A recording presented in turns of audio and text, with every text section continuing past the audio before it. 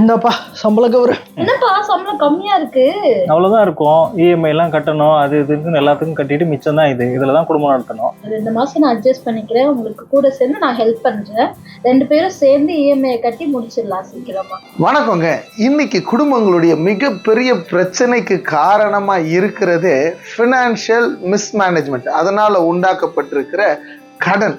இதனாலேயே ஹஸ்பண்டுக்கும் ஒய்ஃப்க்கும் பயங்கர பிரச்சனைங்க. நம்ம எல்லாருடைய வாசல்களிலேயும் ரெடியா இஎம்ஐ காத்திருக்குதுங்க.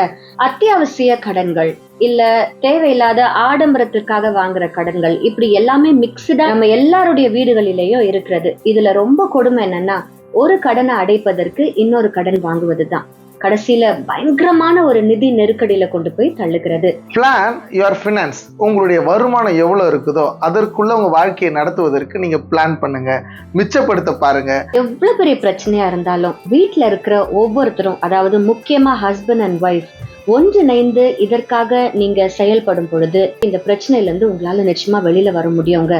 ஒருத்தருக்கு ஒருத்தர் குறை சொல்லிக்கிட்டு இருக்கிறத விட 2 பேரும் இணைஞ்சு இதற்காக ஃபைட் பண்ணுங்க. நிச்சயமா உங்க குடும்பம் ஜெயிக்கும்.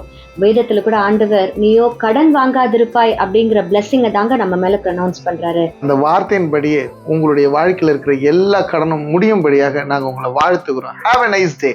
God bless you.